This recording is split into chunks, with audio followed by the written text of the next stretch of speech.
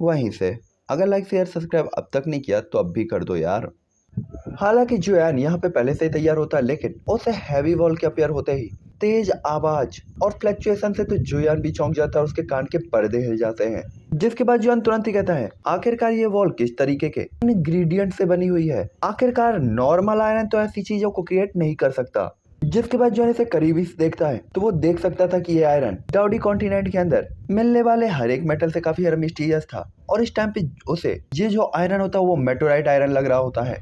जिससे जॉन समझ जाता है कि उस टाइम के उतने हाई लेवल के एल्डर्स और पैट्रियार्ट भी इस बॉल को इतनी ज्यादा इंपॉर्टेंस क्यों देते थे, क्योंकि ये आयरन वास्तव में काफी ज्यादा कीमती था। जिसके बाद जोयान बिना किसी हलचल के काफी दिनों तक कड़ी मेहनत करता है।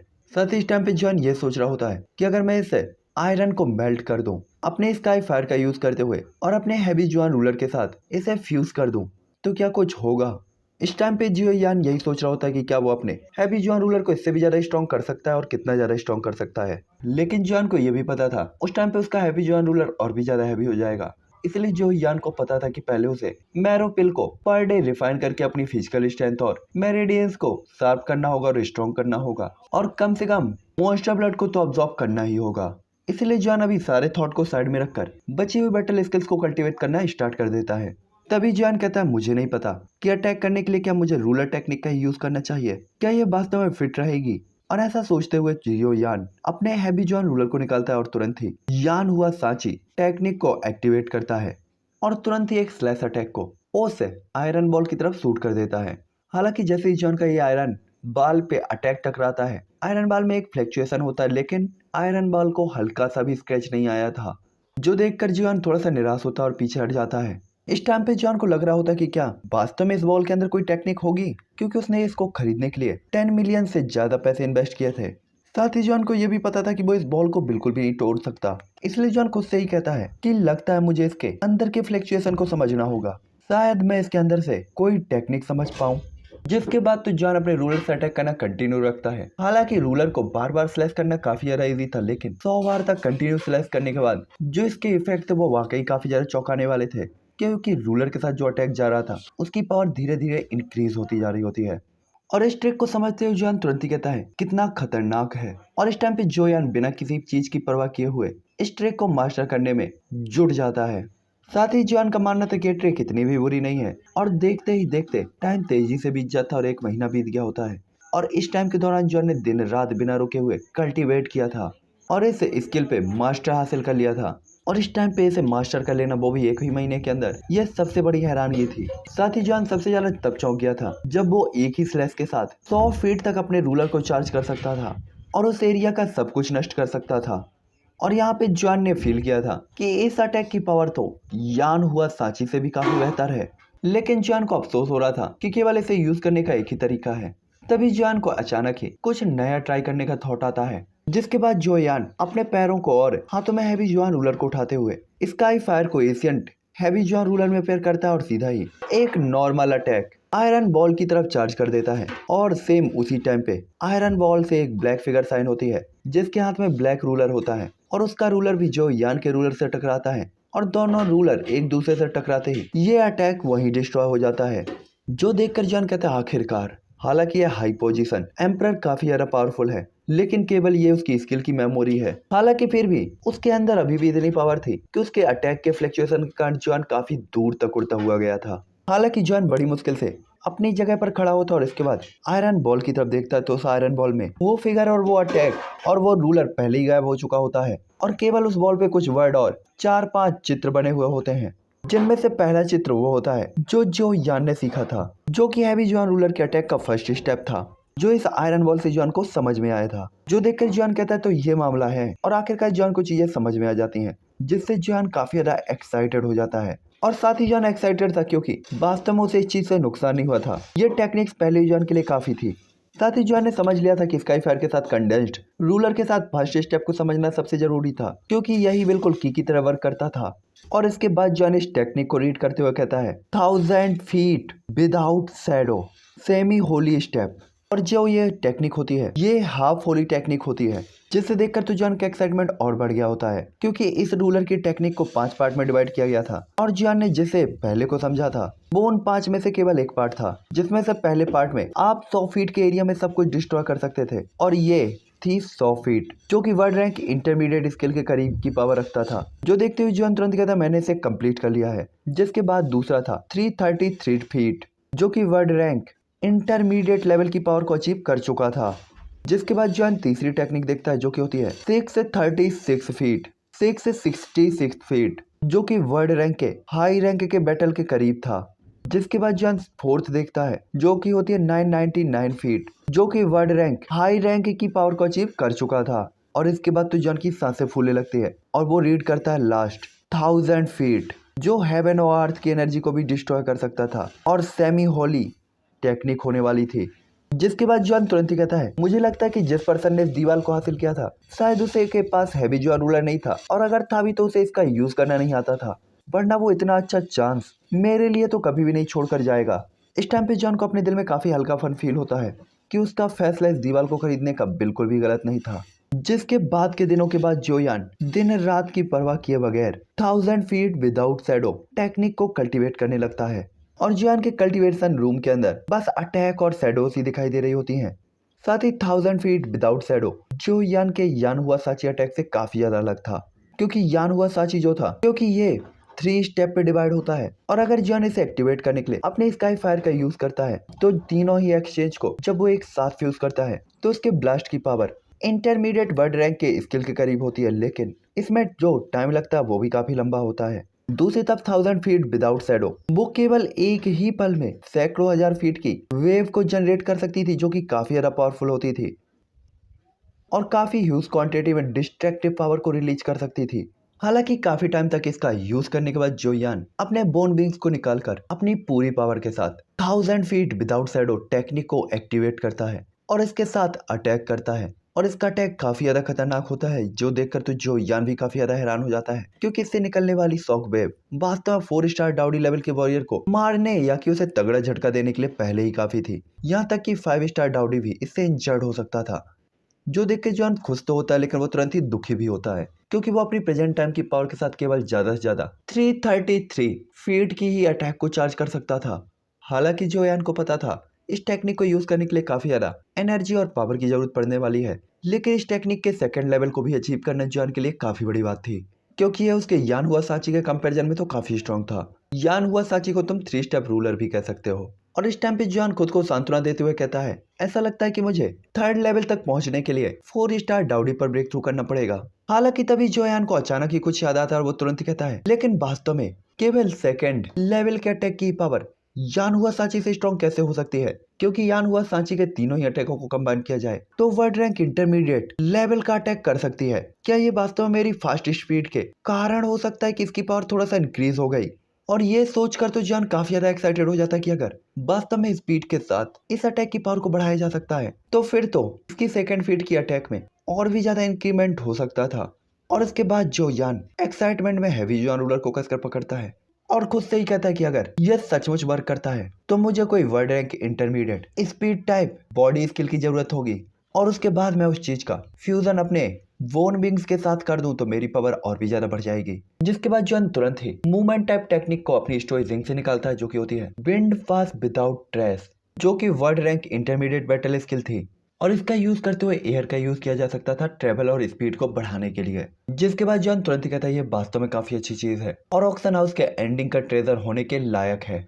और इसके बाद जोयान अपने आप को पूरी तरीके से शांत करके इस टेक्निक को कल्टीवेट करने लगता है, साथ ही एयर एट्रीब्यूट की एनर्जी जिसे जोयान ने कभी भी कल्टीवेट नहीं किया था इस टेक्निक के साथ जोयान उसे अपनी बॉडी के अंदर धीरे धीरे फील कर रहा होता है। और इन चीजों को समझने के बाद जोयान कहता है कि चलो अब इसे ट्राई करके देखते हैं कि आखिरकार कैसे काम करता है। और इसके बाद जोयान तुरंत ही अपने पैर को हवा में एक स्टेप आगे बढ़ाता है और एयर की डायरेक्शन को फील करते हुए अचानक ही उसकी बॉडी गायब हो जाती है और एक बार फिर जब वो अपेयर होता है तो वो पहले ही काफी दूर निकल चुका होता है। जिसके बाद जोयान तुरंत ही कहता है साइलेंटली स्पीड से अचानक ही आगे बढ़ जाना, ये टेक्निक तो सच में काफी ज्यादा पावरफुल है। और जोयान हंसते हुए अपने कल्टीवेशन एरिया के आसपास लगे हुए पेड़ की लगभग 2 बार परिक्रमा कर चुका होता है जिसके बाद जॉन कहता है अगर मैं वास्तव में इसे पूरी तरीके से कल्टीवेट करता हूँ तो ये तो और भी ज्यादा इंटरेस्टिंग होगी। लेकिन फर्स्ट स्टेप को समझना तो अभी भी आसान था, लेकिन आगे के स्टेप्स को समझना अभी भी काफी ज्यादा कठिन। हालांकि जॉन को ये पता चला था कि टेक्निक काफी ज्यादा अनबीटेबल है, लेकिन ऐसा नहीं था कि जो यान जहां जाना चाहता था वहीं पे जा रहा था, क्योंकि जॉन इसके स्टेप्स को कंट्रोल नहीं कर पा रहा था कि वो अगले स्टेप को कहाँ पे रखेगा। और इस टाइम पे जॉन को ये फुटवर्क थोड़ा सा मिस्टीरियस लग रहा होता है। हालांकि जॉन ने इस ट्री को डेस्टिनेशन पॉइंट की तरह चूज किया था, इसीलिए जॉन ने ये फील किया था कि उसने इस ट्री के परिक्रमा तो की है, लेकिन कौन सा स्टेप कहाँ गया ये जॉन को नहीं पता था। जिसके बाद जो यान एक बार फिर से एयर की डायरेक्शन को ढूंढते हुए तुरंत ही इस टेक्निक का एक्साइटमेंट से एक्टिवेट तुरंत ही कर देता है, और वो तुरंत ही हवा में गायब होकर अगले पल काफी दूर अपेयर होता है। तो जॉन काफी ज्यादा उदास होता है, क्योंकि वो अपनी पिछली डेस्टिनेशन में ट्री से 50 मीटर दूर था, लेकिन अब वो ट्री से 200 मीटर दूर आ चुका था। जिसके बाद जॉन अगली बार फिर से ट्राई करता है तो 350 मीटर तक जॉन ट्रेवल करता है, जो देखकर जॉन तुरंत ही कहता है आखिरकार ये इतनी ज्यादा वीक क्यों है और इसे समझना इतना ज्यादा स्ट्रिक्ट क्यों है। मैं इसे पूरी तरीके से कल्टीवेट ही नहीं कर पा रहा, यहाँ तक कि ये तो हाफ होली टेक्निक से भी ज्यादा कठिन है समझने के लिए। आखिर जॉन चाहे कितनी भी बार कोशिश क्यों न कर ले, वो उस ट्री को टच ही नहीं कर पा रहा था, और जॉन को ऐसा फील हो रहा था कि कुछ तो चीज है जो उससे छूट रही है। हालांकि काफी देर सोचने के बाद जॉन अपने मन में सोचता है कि क्या मुझे फैंग फैंग से इसके लिए कोई सजेशन मांगना चाहिए, क्योंकि उसके पास तो एयर एट्रीब्यूट है, तो शायद वो उसे गाइड कर सके।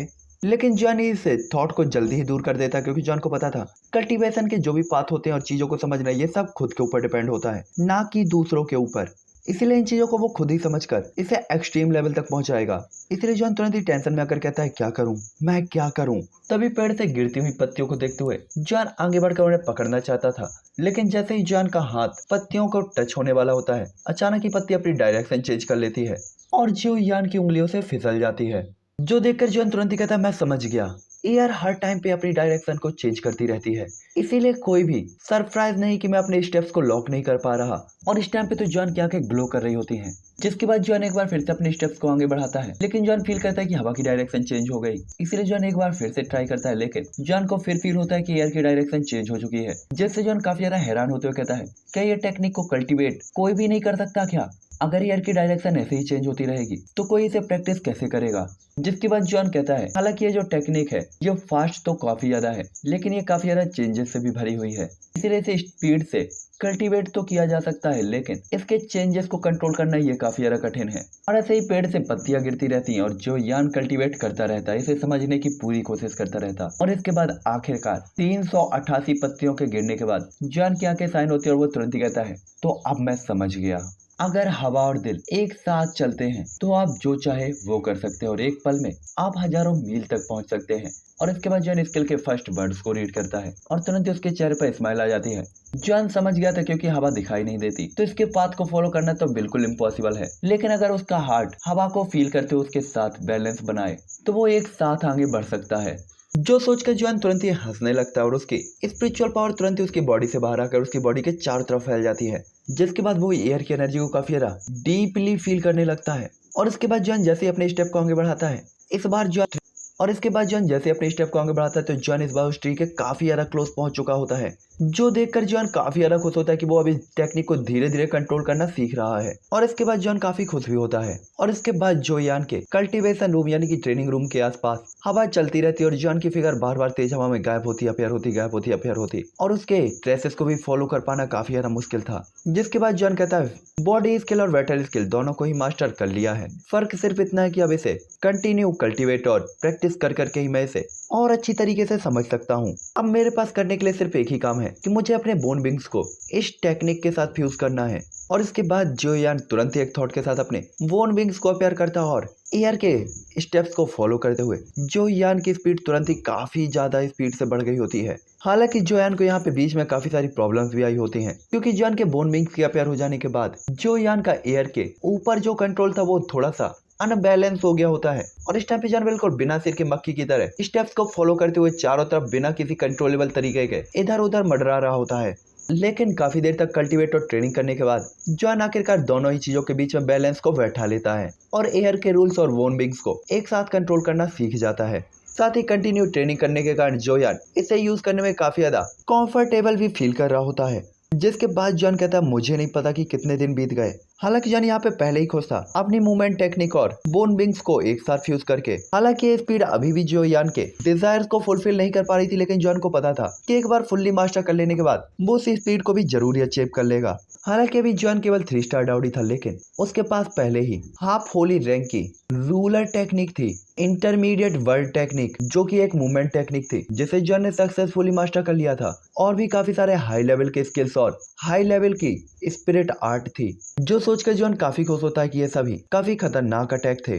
जिसके बाद जॉन तुरंत ही सोचता है वैसे कोल्ड स्काई वो टेक्निक किस लेवल पर होगी, और जॉन तुरंत ही अपनी स्टोरेज रिंग से सोल अटैक कोल्ड स्काई को बाहर निकालता है। जिसके बाद जॉन याद करता है कि इस टेक्निक की पावर को उसके येलो स्पिन डिवाइन एंगर से तो स्ट्रॉन्ग होना चाहिए, लेकिन जॉन ने देखा था कि इस टेक्निक का कोई ग्रेड ही नहीं था, ना ही कोई स्पेशल कल्टीवेशन मेथड था।